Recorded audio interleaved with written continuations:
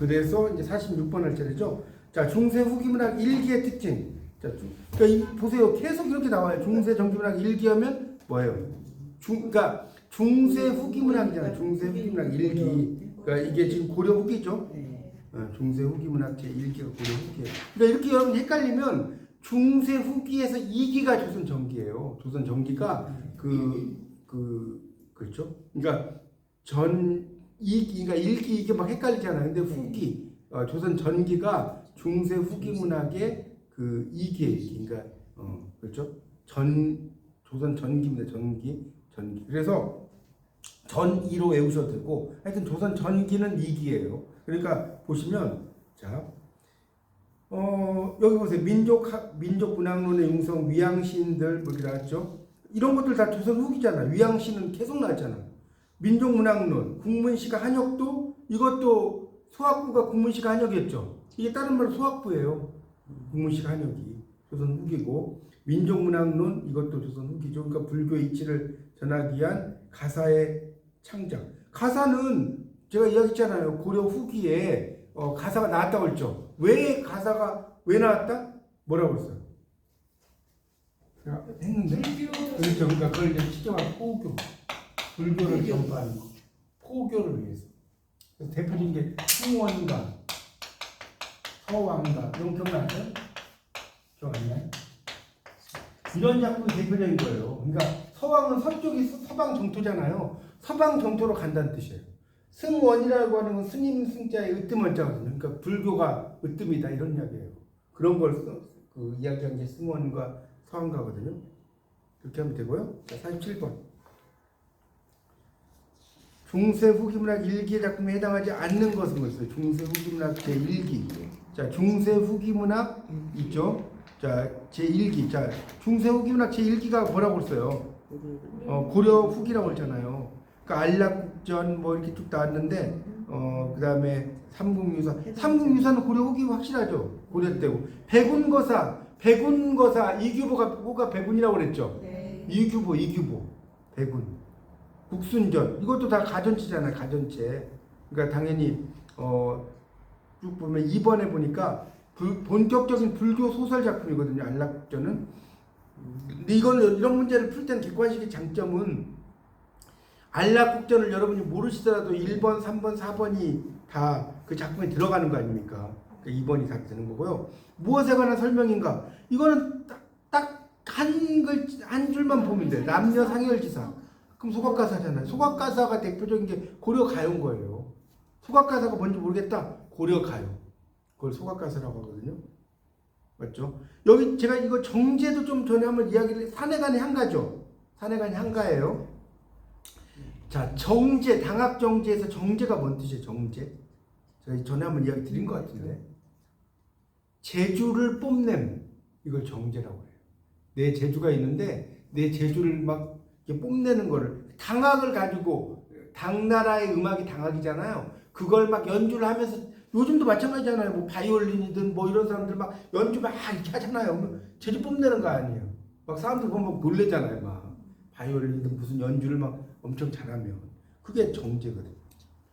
자, 49번 이거 딱 보니까 그러니까 이런 문제가 나오면 다 볼 필요가 없어요. 다 볼 필요가 없는데 여기 보세요. 과거에 급제하고 명사들과 함께 잘난 체 하는 거 뭐라고 했어? 잘난 체 하는 거. 경기체가 잘난 체 하는 건 아니고 경기체가 중에서 한림별곡이 잘난 체 하는 거라고 그랬죠. 그 다음 몇 번이에요? 2번이죠. 한림의 여러 유학자들이 쓴 거고 죽계별곡은 이제 경치를 이야기하는 작품이고요. 뭐 쌍화점은 도토락 만두가게라고 그랬죠. 요즘 말로 하면 동동지는 이제 동동이라는 거는 이제 뭡니까? 그 고려 가요 중에 동동이 있다고 그랬죠. 그런 거고. 중세 후기문학 2기의 특징에 해당하는 거였어요. 중세 문학 후기문학 제 2기. 이게 뭐예요? 조선 전기죠?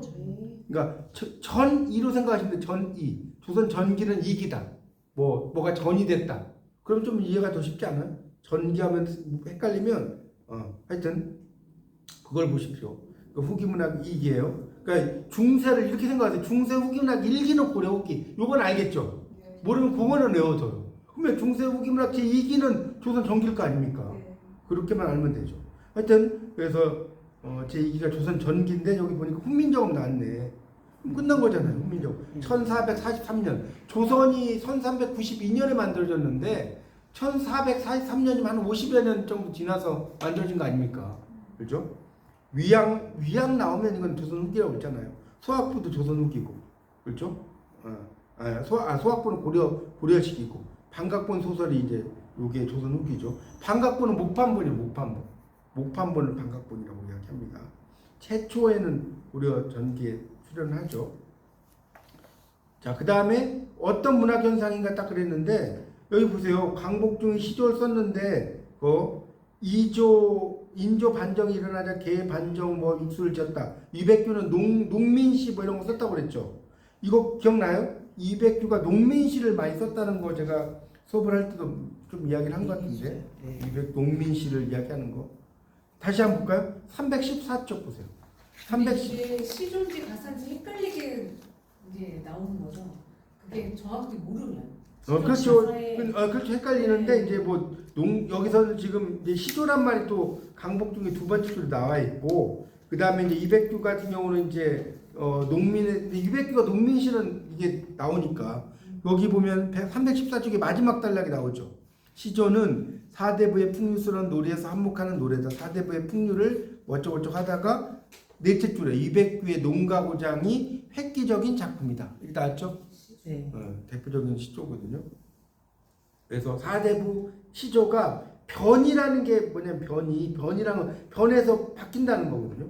변해서 바뀐다. 그러니까 시조라고 하는 것은 이제 뭐 이렇게 있었는데 그 내용을 중요시하는 경향을 보였다는 강복중이라는 사람은 이 내용을 그다음에 이백두 같은 건 농민의 노래를 시조에다 담으려고 했잖아요. 맞죠? 농민들의 노래를. 그러니까 이 보통 양반들이 농민의 노래를 시조 속에 담아야 안 담아요. 안 담죠. 일반적으로. 그러니까 그게 변이라는 거예요. 그래서 2번이고 건국이 민심에 받아들여진 내용 벌써 끝났네. 건국 나왔잖아요. 나라를 만들었어. 무슨 청가예요? 무슨 가예요? 용비어 청가잖아. 용은 뭐라고 써요? 임금이라고 그랬죠? 네. 임금이 하늘 날아다니는 이야기예요. 월인 청강지국 제가 전에 한번 이야기했는데 월이 뭐라고 그랬어? 월. 부처. 아니 이거 부처인데 원래는 달. 월인이니까 월인 청강이잖아요. 원래 뜻은 달이고 청강은 천개의 강이죠? 천개의 강. 천개의 강이 달인데 요 달이 이제 부처가 되는 거예요. 여기 그리고 요게 백설. 이렇게 되는 겁니다. 그러니까 부처님의 대자대비함이 만 백성에게 비친다. 월인 청강 너무나 이름 잘 지었지 않았어요? 저는 이 노래 기가 막히잖아요. 어쨌든 답은 건국 다음에 용비어 청가죠. 53번 보세요. 그러니까 여러분 이제 문제를 풀 때는 이걸 다 알아서 푸는 게 아니에요. 그 중에 포인트가 있어요. 여기 이왕 나왔네. 이왕 나왔는데 여기 보니까 바위 이름을 반타석이 반타석. 그러니까 반타석이라는 게 뭐냐면 아주 기초가 되는 여러분 그 바위가 어떻게 생각해요?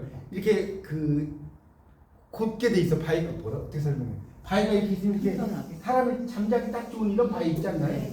그런 게 반타석이에요. 쉽게 말하면. 그리고 우리 보통 사람은 반타석이 있으면 뭐 어떻게 생각해?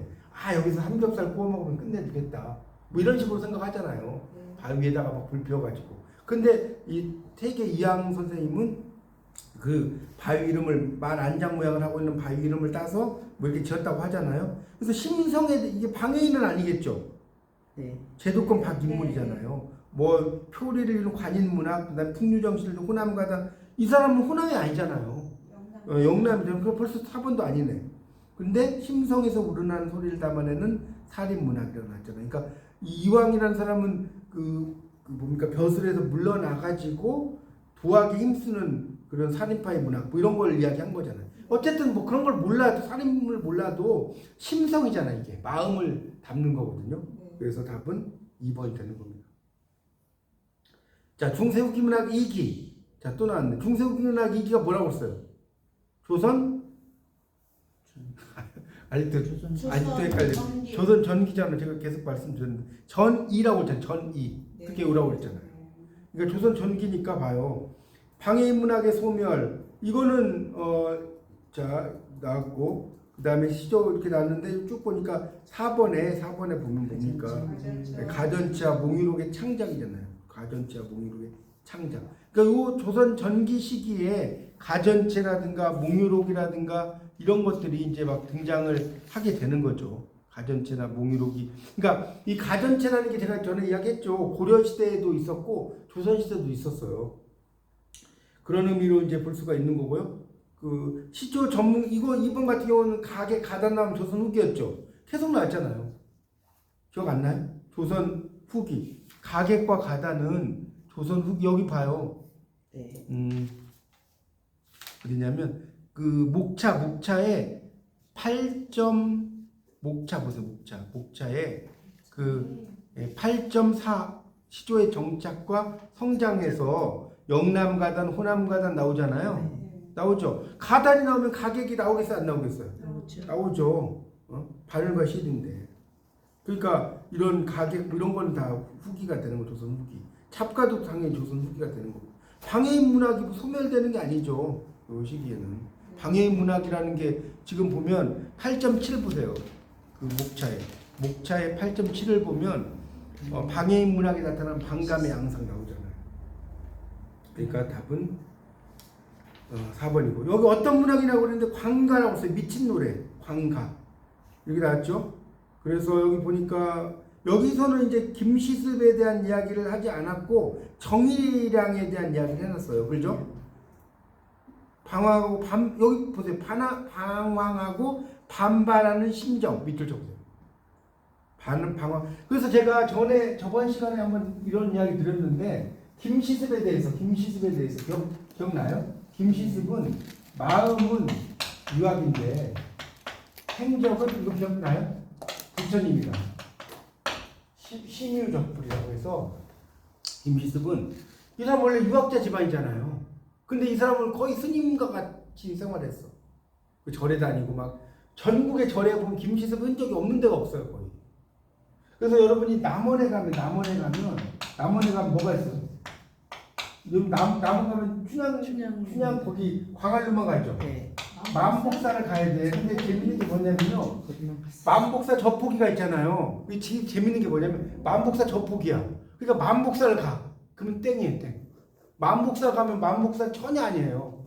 이거 내비 검색할 때 만복사 지를 눌러요. 제가 전에 이제 학우님들하고 이제 갔어요. 만복사 거기 갔는데 만복사 지라고 전 생각을 하고 알 줄 알고 갔는데 한 학우님이 만복사를 누른 거예요. 그러니까 엉뚱한 데 가가지고 뭐 거기 가서 이제 구경하다가 다시 만복사로 왔던가 뭐 그런 기억이 났는데 어쨌든 그렇습니다.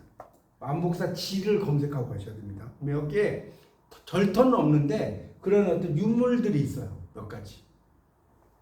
하여튼 그렇습니다. 그래서 방해인 문학이죠. 방황하고 반발한다 나왔잖아요. 이 방해인 문학. 그러니까 방황, 반발, 방해인 다 비읍자 돌림이죠. 방황의 비읍, 반발의 비읍, 방해인의 비읍이잖아요. 자, 중세 후기 문학 일기. 자, 중세 후기 문학 일기가 뭐다? 아직도 고려 후기잖아요. 뭐 어렵나요? 계속 나오는데. 네, 그렇죠. 고려 후기.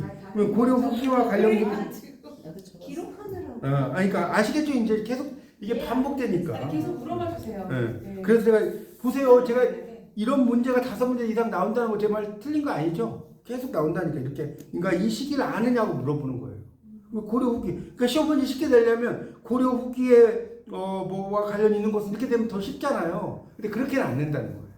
자, 그러면 어쨌든 고려 후기니까 무신난과 몽고라인잖아요. 답은 3. 그러니까 여러분 시험 문제를 보실 때는 1, 2, 3, 4가 있을 때 다 읽을 필요가 없어요. 맞죠? 네. 맞잖아요. 이분이 우리 어머니가 확실해. 딴 사람 볼 필요 있어 없어요. 없다는 거지. 네. 그렇게 보는 거예요. 그 다음에 여기 봐요. 어떤 문학인지 딱 봤는데 한시 나왔네. 한시 나왔으면 딱 끝난 거 아니에요? 근데 우리말 민요에 다가간 한시네. 아, 민요 소교를 우리 한시로 썼네? 그거 제가 여러 번 이야기했잖아요. 무슨 부라고 써요? 소악부. 맞죠? 소악부니까 1번. 우리나라의 악부. 그 다음에 여기 봐요. 둘 다 구성이 친밀하다. 쭉 나왔네. 그런데 무한문체로 뭐 보여준 소설의 적도를 높였다. 기여를 했다. 후대의 소설 두 작품에서 마련한 전례를 이용하고자 한 건 당연한 일이다. 그래서 구운몽 계열과 사시남정기 계열이에요. 그러니까 구운몽과 사시남정기는 누구의 작품이죠?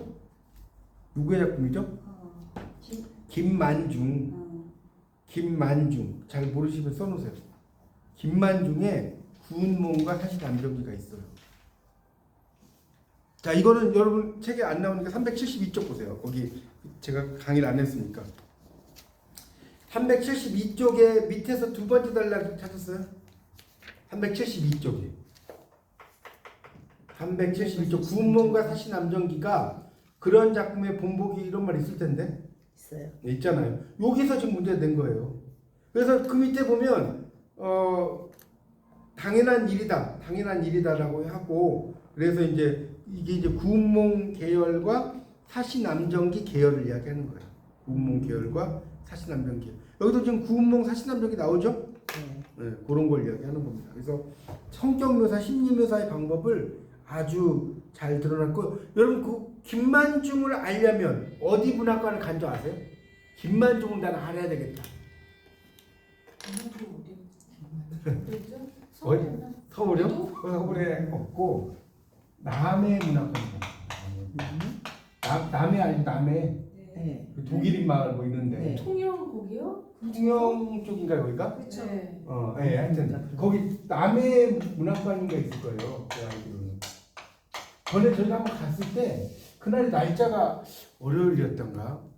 여러분 이제 선배들하고 갔는데 그래갖고 못 가는데 밖에서만 봐도 되게 멋있더라고요. 그러니까 김만중 문학관을 따로 있지는 않고요. 남해 문학관 그리고 뭐 또 나온 김에 알려드릴게요. 목포 있잖아요. 목포 문학관 이런 데 가보면 여기에 4명의 작가가 있어요. 4명의 작가가. 그 4명의 그 유명한 작가들의 작가의 4명은 다 기억이 안 나는데 하여튼 있어요. 그래서 그런 목포에 가면 유달산만 가잖아요. 목포 문학관을 꼭 가보세요. 목포 문학관에 가보면 거기 다 있어요. 하여튼. 제가 또 알려드린 거예요. 자 그래서 구운몽 사시남정기 계열이 이제 다 그런 거고 이 사시남정기 같은 거를 무슨 가정소설이라고 하냐면 쟁총형 가정소설. 다시 복습하는 거예요. 총애를 다툰다. 쟁총형. 말이 얼마나 멋있습니까? 이게 국문학의 매력이라니까. 쟁총형 가정. 여기 교육학이라고 공부하잖아요. 뭐 정말 너무 유치해 말들이 말들 자체가. 그냥 청소년은 우리나라의 꽃이다 이런 이야기밖에 없어요. 읽어보면. 이 국문학 하는 거 여러분 아주 행복으로 생각하셔야 돼요. 자, 59번 위양시인들의 한시창작과 관련 깊은 것 천기론이죠. 왜 그러냐면 이것도 제가 이야기했잖아. 위양시인들은 중인문학이다. 그러니까 이거 공부를 암기하면 안 되고 중인문학이죠. 네. 제가 이거 여러 번 이야기했잖아요. 위양은 그냥 거리. 그러면 천기론은 뭐였어요? 하늘이 기회를 줘. 그러면 하늘이 양반에게만 줘요? 중인도 줘요? 중인도 주겠죠. 그러니까 천기론인 거예요. 제도직이라는 것은 도를 실현하는 그 그릇이라는 거예요. 도 알죠? 그런 제도직이. 성정은 인간의 성품을 이야기하는 거고 용사론이라고 하는 거. 용사론 혹시 용사가 뭔지 아시는 분? 이거 잘 모르실 건데 용사가 뭐냐면 그 작품을 쓸 때 옛날 사람들이 남긴 말들을 가지고 오는 거예요. 그런 것을 용사라고 하는 거예요. 용사. 그러니까 용사라고 하는 게 뭐냐면 예를 봐요. 그 최초의 추야 우중을 보면 뭐죠? 추풍유고만이 새로 소지를 이 정도는 알죠. 가을바람에 오직 외로운 음란이 진짜 말리지 이걸 아셔야 돼요. 새로 소지음이나 세상에 나를 알아주는 사람이 없다. 지음이 먼저 백아와 종작 이야기는 알죠? 몰라요? 백아가 검은 골을 연주를 하는데 종작이가 좋구나 이런 거예요.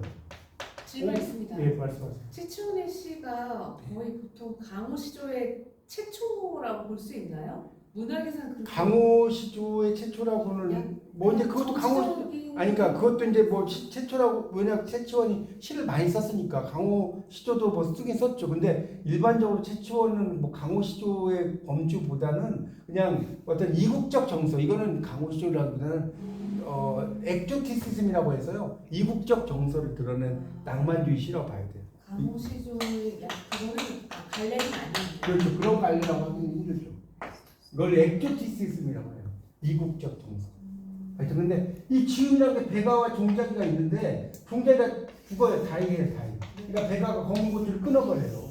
이 세상에 나를 알아주는 사람 없어. 그러니까 내가 연주하면 뭐하냐 끊어버려. 그래서 지음이 나온 거거든요.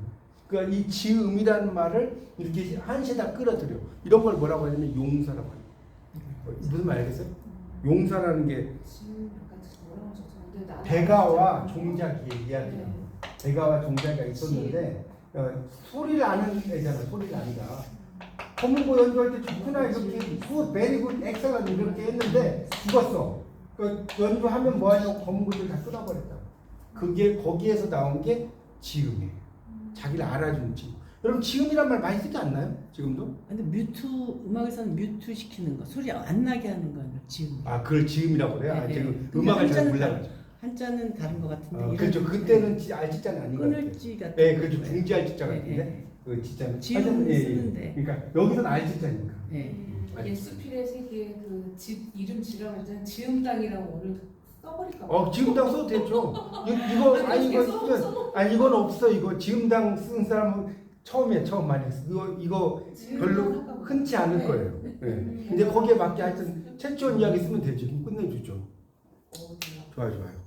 하여튼 그래서 이렇게 공부를 하는 거예요. 자 되셨죠? 그러니까 여러분 이걸 책을 볼 때 문제하고 다 배우고 이래가지고 안 된다니까. 이걸 공부하면 이게 어떤 의미인지를 좀 따지면서 공부를 해야 돼요. 훨씬 낫지 않나 이렇게 알면? 그렇게 알면 좋은데 예시 작품들이 모르는 게 왜 이렇게 많아요? 네, 그렇죠. 그러니까 여러분이 아직은 이제 좀 공부를 좀 더 하셔야 되니까. 아직 그러니까 겉핥기만 하니까 안 될 것 같아. 자, 그래서 60쪽. 자, 60번 보세요. 하여튼 이제 문제 보면 자, 어떤 문학 작품과 관련이 있는가 딱 그랬는데 여기 보세요. 여기 지금 보니까 시조는 말로만 전하다가 없어지고 간 게 아니다. 라고 했잖아요. 이렇게 나오고 그다음에 그 위양시 음란한 외설 사설 나타낸 만행청류라고 한 사설 시조도 버리지 말고 돌아봐야 된다. 사설 시조라는 것이 이제 시조를 망하게 하는 지름길이라고 했잖아요. 그렇지만 그런 것도 좀 돌아봐야 된다. 이런 걸 했다는 것. 이거는 뭐냐면 여러분 교재 280쪽을 보세요. 280쪽. 보고 좀 설명드릴게요. 280쪽. 거기 그 280쪽에 밑에서 두 번째 단락에 김천택 나오고 김천택 밑에 세 번째 단락이구나. 김천택은 나왔어요? 280페이지. 밑에 세 번째 단락 김천택은 숙종 때 포교였다고 한다. 여기 나오잖아요. 거기서 이제 그 다음 단락에 보면 자 여기서 이제 좀 더 설명을 드릴게요. 여러분 만대엽과 중대엽과 삭대엽 있잖아요. 빠르게. 그렇죠. 만은 늦을 만자예요. 늦을 만자. 이 중은 중간. 그러니까 음악으로 말하면 모데라토, 알레그로, 뭐 아다지오 이런 거예요. 그러니까 만대엽이 아다지오고 요 그 모데라토 중대엽. 이 삭대엽은 여기 음악 하시는 게 잘 아실 것 같아요. 알레그레토, 알레그로 뭐 이런 거 정확히인지 모르겠지만 그런 거 있어 잠시가. 그래서 그런 거예요. 그러니까 이때는 이걸 읽을 때 수대엽이라고 무식하다고 해요. 이때는 숫자가 아니라 이게 삭대엽으로 읽을 때는요. 그렇죠. 빠를삭. 잘하시네. 빠를삭 또는 자주삭. 자주라고 썼어요. 그러니까 예를 들어서 그 당군 신화에 보면 인간 세상에 그 자기 뜻을 줬다 있잖아요. 이게 수의천하가 아니라 사의천하예요. 사의천. 인간 세상에 뜻을 두잖아요. 그 환웅이 맞죠? 하나님 하늘에 이걸 수의천하 사기천하 그럼 이때는 빠를삭이 아니죠. 빠르게 뜻을 둔 게 아니라 자주 오픈. 자주라는 뜻도 있어요. 빠르다는 뜻도 있고 자주라는 뜻도 있어요. 이거 보세요, 여러분. 그래서 공부는 아는 만큼 보인다니까요. 그러니까 홍익인간도 제가 전에 이야기했던 홍익인간이 뭐냐 했더니 널리 인간을 이롭게 한다는 뜻이 아니에요. 모르는 사람들 인간을 이롭게 하는 인간 세상을 이롭게 한다고 그랬죠. 모르셨나? 홍익인간이 아니라니까. 널리 인간 세상을 이롭게 하는 거. 홍익인간이 많이 들어봤죠. 네. 인간이 아니라 인간 세상. 예, 인간 세상. 그럼 보세요. 여러분이 모르는 게 너무 많은 거예요. 그러니까 인간이 아니라니까. 이 인간아 그 인간이 아니라. 그렇죠? 좌우지간. 그래서 이 청구 영원을 쓴 사람이 이제 이 김천택이에요. 그래서 그 지금 나오는 김천택과 관련된 부분이 여기서 지금 나온 거. 거기 그 만대엽에서 한 네 줄인가 내려가면 청구 영원을 편찬했다 이런 말 있지 않나요? 만대엽, 중대엽, 삭대엽에서 네 줄 내려가면 청구 영원을 편찬했다. 밑줄 치셔요. 밑줄. 그게 답이라고요. 자, 중세에서 근대로 이행기 문학의 특징으로 해당한 것은 이게 조선 후기예요. 조선 후기를 이야기하는 거거든요. 중세에서 근대로의 이행기. 그러니까 지금 이게 여러분이 아직 머리에 안 와도 계속 보다 보면 이골이 난다니까요. 계속 보다 보면. 그래서 여기 봐요. 그러면 소설과 관련된 지금 이게 전기수가 대표적인 거라고 했잖아요. 전기수. 거기 요전법도 제가 이야기했고 중요한 그 시점에서 이야기를 안 해버린다. 그런 사람들 전기수라고 했잖아요. 그 답 나왔네. 그러니까 답은 1번이겠죠. 그 다음에 악장 경기체가 가사 시조의 관계 양상에 대한 설명을 잘못된 거예요. 음악적 비중이 가장 큰 것은 악장이었다. 여기 악장, 음악적 비중. 악장은 공적이기만 한 문학이었다. 그 다음에 경기체가는 공적인 문학과 사적인 문학으로 성격을 나누어 가졌다. 가사는 시조와 더불어 공적인 문학과 사적인 문학의 성격을 공유했다. 그랬는데 이 가사는 사적인 문학이에요. 네, 공적인 문학이 아니죠. 그렇죠. 시조도 사적이고 가사도. 그러니까 이 악장은 제가 떴다방이라고 여러 번 이야기했잖아요. 조선에 생기면서 축포에 축포 막 조선 찬양하는 거예요. 악장. 용교청가 보면 알 수 있잖아요. 그리고 그러니까 악장은 음악을 막 연주하면서 부른 거예요. 그럼 그러겠죠. 통기체가는 당연히 사적인 문학도 있지만 공적인 이야기들도 상당히 많이 나옵니다. 그래서 4번이고요. 자, 여기 문학 현상과 관련된 거 딱 그랬는데 여기 보세요. 이게 이제 327, 228에 나오는데 327쪽으로 읽어보세요. 327쪽. 이 327쪽부터 이제 쭉 나오는 게 이제 나오는데 여기 보면 박사영의 남초가, 홍기영의 희설, 뭐 금누사 뭐 이렇게 나오죠. 금누사. 이게 지금 어디 나오냐면 327쪽에 한 세 번째 단락을 볼까요? 세 번째 단락 보십시오. 19세기의 요절한 홍계영이 병에 시달리면서 지은 희설. 이게 깃뿌리자의 눈설자예요. 눈이 마른내린 경치를 묘사했고 더러움과 괴로움에서 벗어나기를 바라는 마음. 어와 조화홍이 변화도 그 조화홍이란 건 조물주예요. 조물주. 조물주를 조화홍이라고 하는 거예요. 억만장성을 사칙해야 하단 말과 내 집도 찬란하니 거처는 좋다마는 선배에게 가분하니 심중에 불안하다. 해석 어렵지 않죠? 마음속에 불안하다. 민유롱이 제주도 기생과의 사랑을 애타게 그린 금누사는 위신을 생각하지 않고 경험한 바를 고백한 작품이다. 이 누자가 금누사, 그러니까 실사자리, 그 금누, 그러니까 금으로 된 이제 누가 뭐 이런 거죠. 하여튼 이런 작품들 여관 한등, 그러니까 추운 등이에요. 적막한데 가슴에 불이 난다. 이 불을 누가 끄리요? 애정 가사에 이렇게 나오죠. 그러니까 이렇게 양반들이 보세요. 이렇게 여러분 사랑도 막 아주 노골적인 사랑을 이야기하는 게 쉽지 않죠. 그렇잖아요. 그러니까 사대부 가사가 변모한 거예요, 안 한 거예요? 변모한 거지 않나요? 양반들은 가사 같은 거 보면 막 뭐 애국 충정 이런 이야기만 한단 말이에요. 주로 그런 이야기를 하는데 이게 이제 이런 작품들은 그렇게 이제 쓴다는 겁니다. 그래서 사대부 가사의 변모 양상이다라고 이야기를 할 수가 있습니다. 그러니까 이 사대부 가사들이 뭐 그런 그 양반 이런 것만 쓰는 게 아니라 다른 것들도 이제 많이 쓰게 된다는 겁니다. 그 다음에 어떤 가사냐 딱 그랬는데 여기 보세요. 이 문제는 답이 나왔잖아. 둘째 줄에 한양에 동그라미 쳐봐요. 한양을 칭송한 노래와 뭐 나왔죠? 세태. 네. 그렇죠. 세태를 나타낸 거니까 세태. 그러니까 이거 한양 가고요. 문학론을 정제한 사람이에요. 여기 보면 가치의 등급에 따라 상하서열이 정해져 있는 것들이 입각점을 바꾸면 안팎이 반대가 된다. 천지라고 한 하늘과 땅, 인물이라고 한 사람과 뭐 어쩌고 나오죠? 성정, 시가. 그래서 귀천이라고 하는 신분이 모두 내외의 관계를 가진다.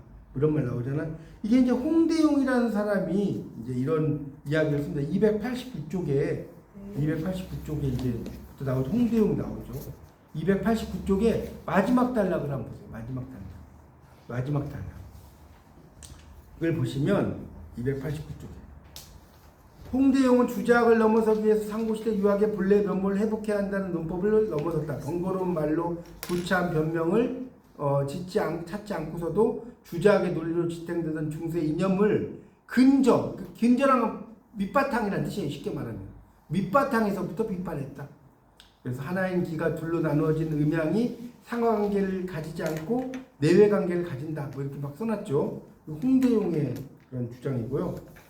정래교, 박지원, 김천택 같은 사람은 이제 뭐 시조, 노래 이런 걸 이야기한 거. 박지원도 뭐 이런 이야기를 한 게 아니죠. 박지원하고 좀 틀리고요. 정약용의 한시다 가로 안에 들어갈 거. 이거는 조선시, 제가 이거 전에 한번 설명을 드렸는지 기억이 안 나는데 296쪽을 보면 296, 297쪽에 296이 아닌가. 하여튼 거기 보면 이제 정약용 예, 정약용 296쪽이 아니구나. 304쪽인가? 296쪽이 있었나? 잠깐만요. 중간에 뭐 정약용은 있어요. 네, 있죠 거기. 하여튼 그래서 여기 여기구나. 297쪽이 둘째 줄에 있네. 297쪽에 거기 296쪽 아래 부분부터 보면 까다로운 규범을 버리고 찾았죠. 느낌이 떠오르면 바로 나타내야만 진실을 얻을 수 있다고 했다. 중국을 따르려고 하는 풍조를 비판하고 거기 나오잖아. 아시 조선인, 감작 조선시 나오잖아요. 아시 시는 뭐뭐이다라는 뜻이거든요. 나는 이다 조선 사람이고 감작이니까 이게 달감자잖아요. 달게 짓는다. 그러니까 질게 짓는다. 뭐를 조선시를 이런 이야기잖아요. 그러니까 이게 이제 정약용의 한시에 나오는 거니까 조선시를 이야기하는 겁니다. 이렇게 볼 수 있고요. 67번 보세요. 중세에서 근대를 이행기 문학사식의 소설 등하는 건데 올바른 것은 그랬는데 이거는 뭡니까? 1번에 서울 전주 안성에서 펴낸 반각본 나오죠. 이제 이것도 좀 나온 김에 좀 설명을 드리면 이 목판본은 두 가지가 있어요. 이건 혹시 아시는지 모르겠는데 이거 좀 설명드릴게요. 목판본 나무로 이제 판이 있단 말이에요. 그게 두 가지가 있는 뭐가 있냐면 경판본이라는 게 있고 완판본이라는 게 있어요.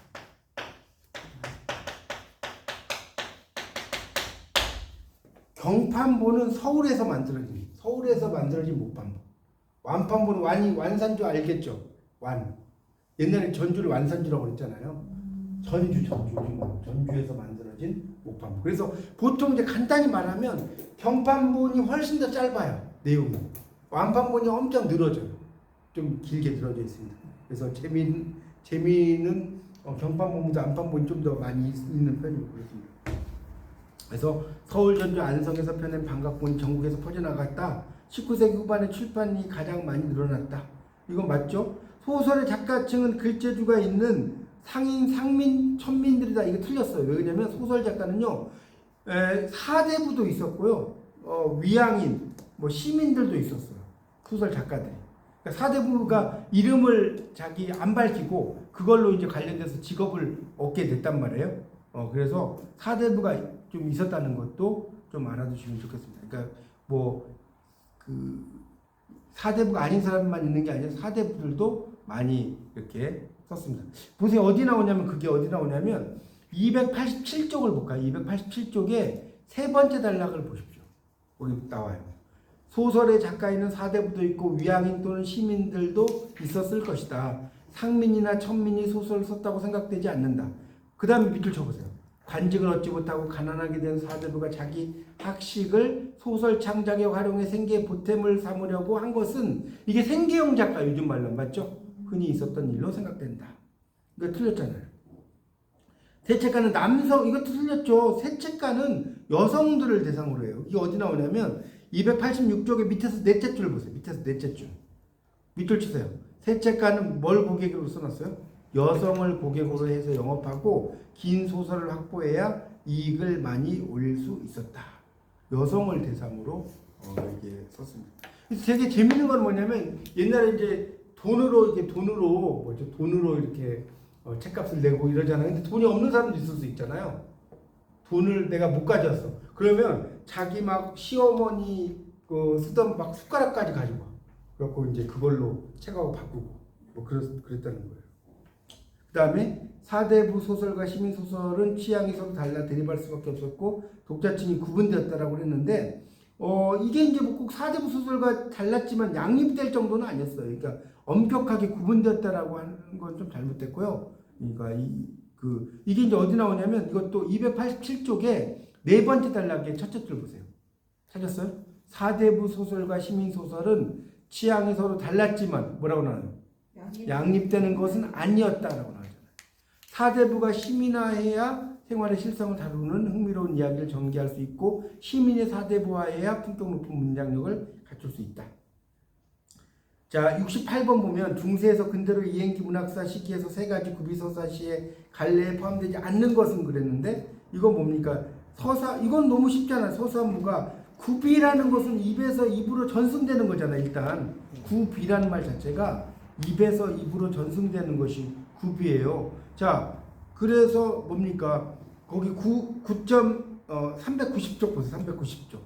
390쪽을 보면 서사무가에서 판소리계 뭐 소설까지 뭐 이렇게 나오죠. 9.13 보면 9.13 파란색으로 써져 있는 거 390페이지 나오죠. 거기에 보면 그래서 이제 이 서사무가 이런 것들도 있고요. 그다음 판소리도 있고요. 이 서사민요라는 것도 이제 여러분 이제 나중에 4학년 때 배우시겠지만 이런 게 다 그래서 그건 어디 보냐면 391쪽을 보세요. 391쪽을 보면 두 번째 단락 첫째 줄 보세요. 구비서사시는 이런 말이 있을 거예요. 네. 구비서사 뭐라고 나왔어요? 서사무가, 서사민요, 그다음에 판소리로 이루어져 있다 이런 말 나오잖아. 이 지금 문제 나왔잖아요. 그러니까 여기 지금 뭐가 답이에요? 12가사는 아니라는 거죠. 12가사는 이거는 이제 12개의 이제 그 가사 이런 거기 때문에 이거는 이제 12가사는 나중에 잡가 쪽에 뭐 들어가는 그런 형태로 이제 들어갑니다. 하여튼 여기에서는 중세에서 근대로의 이행기 문학이기 때문에 이건 조선 중세에서 근대로 이행기니까 그런 시기잖아요. 하여튼 여러분이 이거를 계속해서 보시면서 조선 후기에서도 일기 조선 후기인 거죠. 엄밀히 말하면 일기 조선 후기가 되는 거고요. 요 이제 잡가라고 하는 것은 상당히 이제 뭐라고 할까요? 현대에 가까워요. 잡가는 어떻게 설명할까? 한 1900년대 막 초반 뭐 이 정도 생각하면 돼. 그러니까 그 중세에서 근대로 이행기의 완전 뒷부분이다. 뭐 이것도 이제 12가사라고 하는 것도 구비 문학이긴 한데 완전히 1900년대 초반 이 정도 된다고 생각하면 돼. 그래서 이 잡가가 유행가로 바뀐 거예요. 잡가가. 이렇게 된 겁니다. 그래서 여러분 유행가가요. 원료를 따지면 어디부터 가느냐? 향가부터 가는 거예요. 왜? 향가의 낙구에 보면 아으 나오죠. 아으. 이 아으가 유행가 올 때 뭐 하고 어쩌고 저쩌고 사랑은 얄미운 나비인가 봐. 이러잖아요. 그 뒤에다가 막 노래 음을 빼지 않나요? 어쩌고 저쩌고 하면서 그게 향가의 전통이라니까.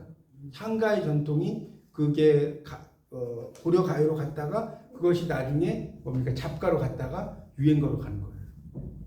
그렇게 알고 69번 중세에서 근대로 이행기 문학사 시기에 민속극의 양상과 관련이 없는 것은 그랬는데 떠돌이 탈춤, 도시 탈춤, 그다음에 꼭두각시 존재 뭐 이런 거 맞죠? 근데 이 양반 자상객은 판소리 쪽이에요. 판소리 쪽.